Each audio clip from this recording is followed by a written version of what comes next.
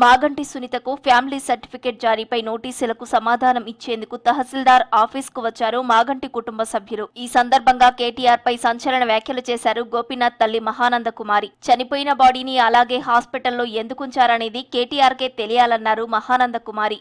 కేటీఆర్ వచ్చాక ఎందుకు డిక్లేర్ చేశారనేది ఆయనే చెప్పాలన్నారు గోపీనాథ్ తల్లి.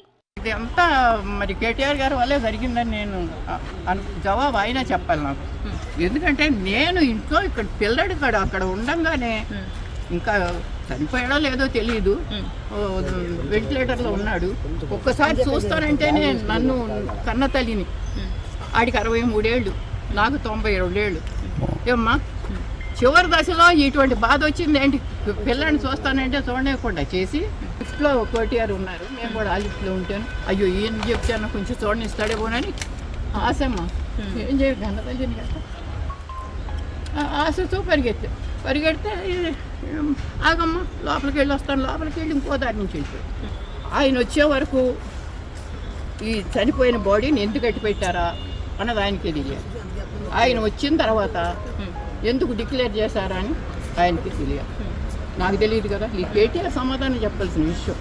మాజీ ఎమ్మెల్యే మాగంటి గోపీనాథ్ మృతిపై అనేక అనుమానాలు ఉన్నాయన్నారు కేంద్ర మంత్రి బండి సంజయ్. గోపీనాథ్ తల్లిని కొంతమంది మానసిక క్షోభకు గురిచేశారని ఆరోపించారు. గోపీనాథ్ మరణం ఒక మిస్టరీ అని స్వయాన ఆయన తల్లే చెబుతోందన్నారు. కేటీఆర్ తీరుపై అనుమానం ఉందన్నారు కేంద్ర మంత్రి. మాగంటి గోపీనాథ్ మరణం వెనకాల జరిగిన తతంగమేంటో తేల్చాలని డిమాండ్ చేశారు కేంద్ర మంత్రి బండి సంజయ్.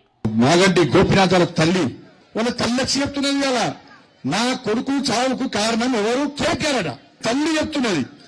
నాకు కూడా అనుమానం ఉన్నది. ఏమనుమానం ఉంటే ఆయన మీద విచారణ జరపాలి.